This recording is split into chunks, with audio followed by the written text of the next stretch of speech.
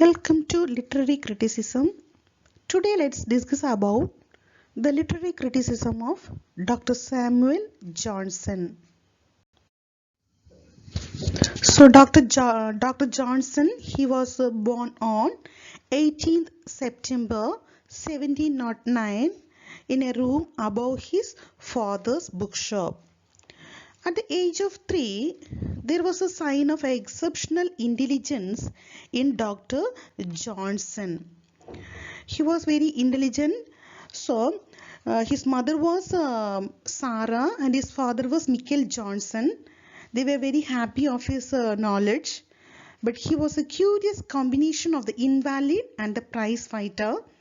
He excelled in school and at the age of 16, he began to write poems and verse. He piled up a good deal of learning so that he went to Oxford. A lack of fund forced Johnson to quit Oxford without a degree. With the help of his friend Thomas Warren, Johnson began to translate and annotate books. In 1735, he married a widow, Elizabeth Potter, who was 20 years elder than Johnson. In the same year, he opened a private school, but it was not a success to Johnson. Soon he began to write regularly for the Gentleman's Magazine with the help of one of his students, David Garrick. He contributed prefaces, biographies, essays, reviews and poems, and in 1783 he had a paralytic stroke and lost the power of speech. Finally, on 13th December 1784, he died and was buried in Westminster Abbey on 20th December.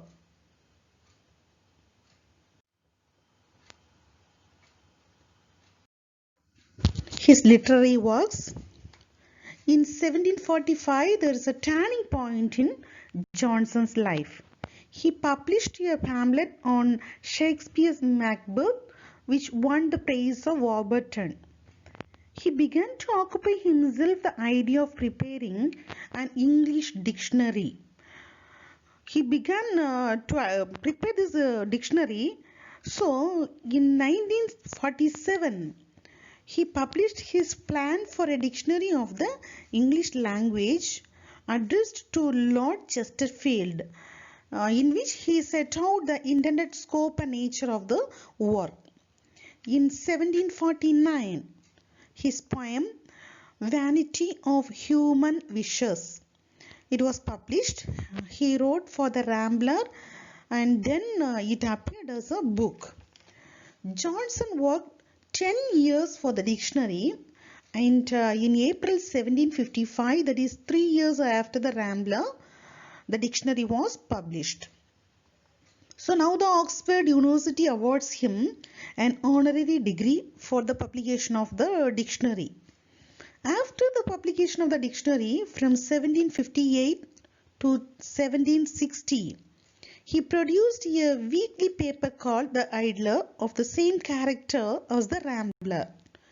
Then he worked for literary magazines and started working on the lives of the poets and completed in 1781. His critical theory. Dr. Samuel Johnson had a greater influence on his age than any other English critics of the past. His critical works consist of a dozen papers in The Rambler, the remarks on poetry in Erasmus, the preface to the plays of Shakespeare, and the lives of the poets. He himself applied to define the true function of criticism and held criticism should rest on surer foundations. But there are two personal factors which have diminished the value of Johnson's critical works. The first of these factors is his unawareness of the subtler rhythms of English language.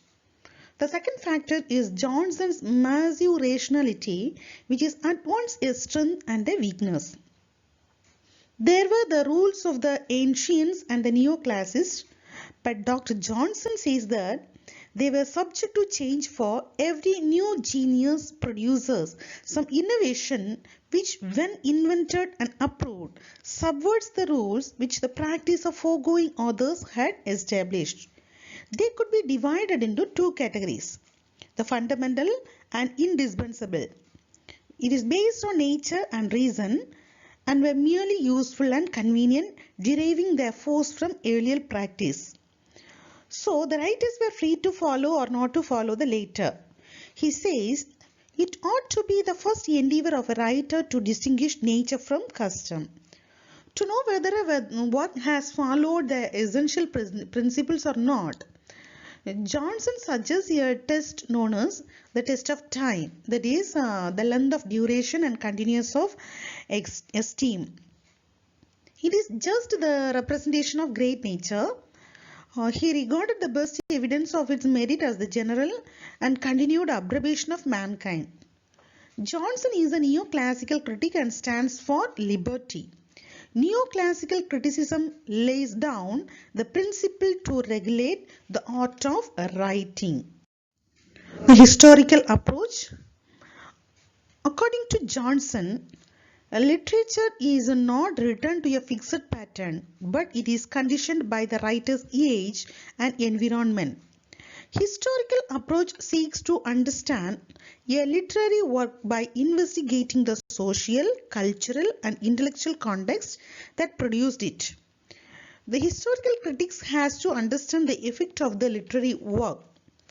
Dryden and Pope attributed the success of writers to the genius of the age, but Johnson makes it an essential principle of criticism for the first time. In Johnson's view, to judge rightly of an author is that we must transport ourselves to his time and examine what were the wants of his contemporaries and what were the means of supplying them. According to Johnson, the historical estimate is an important factor in the real estimate of an author.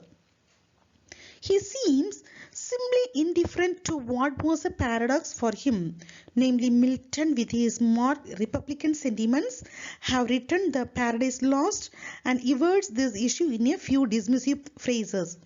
Then Johnson's judgment of Shakespeare, it marks a date in the history of criticism. He emphasized the points in which Shakespeare's aesthetic differ from those of his own time. George Watson says that Johnson is an unambiguously historical critic and a true father of historical criticism in English. The poetry of Dr. Johnson. Johnson points about poetry in his Life of Milton. In this, he has noted what is poetry and what are the functions of poetry. He says, poetry is the art of uniting pleasure with truth by calling imagination to the help of reason. Poetry is an art, that is imitation, that provides pleasure.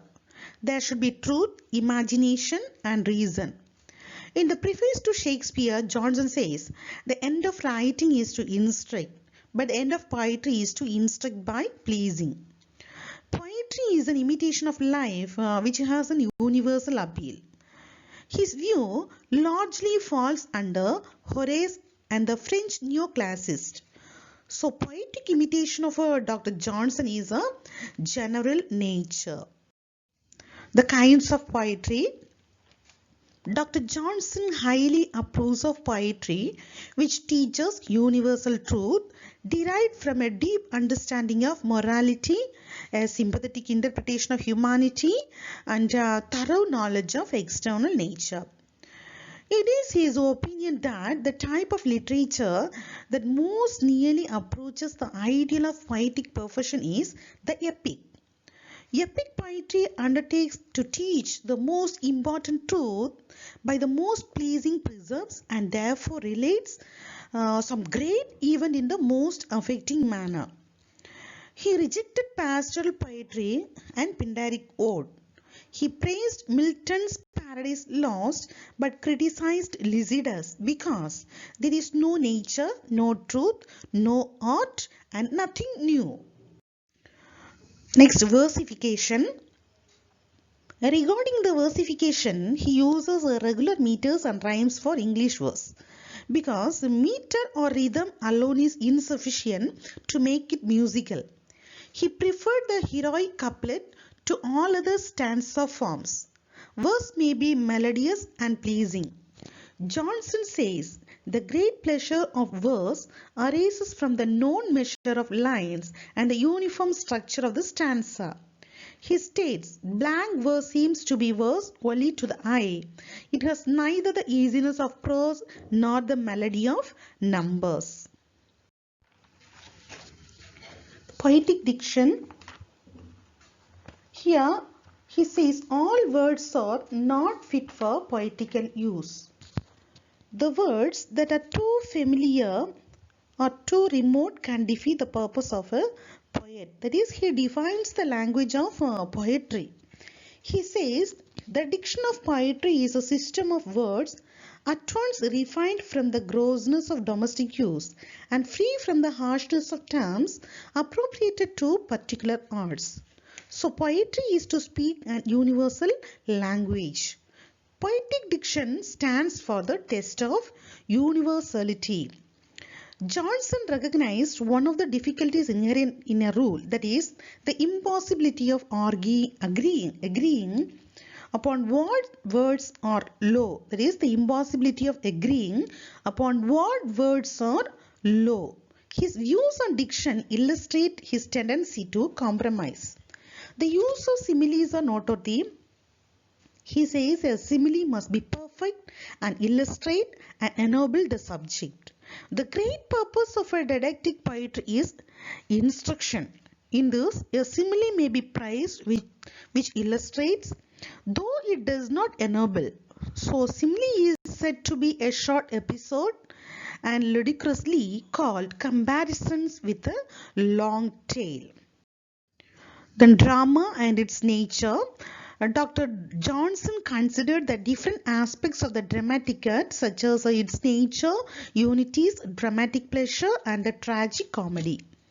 Drama should be faithful to life, and it is the representation of life. It presents human sentiments in human language. A faithful representation of actuality is a source of pleasure to many people, and such a representation continues to give pleasure. So he quotes, drama is the mirror of life which expresses the situations derived from real life. A great play is not a story of a few men in a particular age, but the actions, thoughts and passions of the men of all ages. So drama in a large extent works both in individuals and humanity. The unities. Johnson neglected the unities of time and place and accepted the unity of action, because the unity of action ensures an effect of compactness and intensity. The unities are the dramatic conventions that are accepted by common agreement. But he rejects the belief of the classical unities. He says the necessity of observing the unities of time and place arises from supposed necessity of making the drama credible. The dramatic pleasure. The dramatic performance is not a reality, but just a representation of a reality. The evils and vices on the stage are not believed but accepted as evils. The spectators feels unhappy for a moment when they saw the actor's unhappiness. The delight of tragedy proceeds from the consciousness of fiction. So, consciousness of fiction is a source of the pleasure of tragedy. However, Johnson accounts for the pleasure in drama as the natural human pleasure in imitation. Tragic comedy. Johnson followed a very realistic approach on the tragic comedy. There are 2 points to justify. The first one is the alternation of pleasure and pain in a play pleases by its variety. And next, the life itself is a mingled yarn, pleasure and pain together. The mingling of the tragic and the comic may be considered unfavorable, but the rules are less important than the claims of realism. But it achieves its aim better than pure drama and succeeds in enhancing the intensity of passions. Anyway, it gives a greater pleasure. Johnson's practical criticism. Johnson was the first English critic in the field of practical criticism. His systematic work, The Lives of the Poets, is a history of the English poetry in his period. Johnson stresses the end, but the neoclassicism stresses the means. As a critic and writer, he dislikes poets to please by chance. He has freed the genius from bondage and showed an unconquerable distrust of any innovation in literature.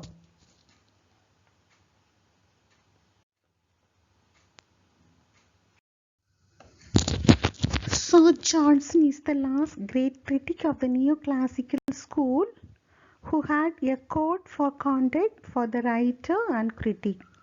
He assumed the existence of a central body of critical doctrine having a general validity. Thank you.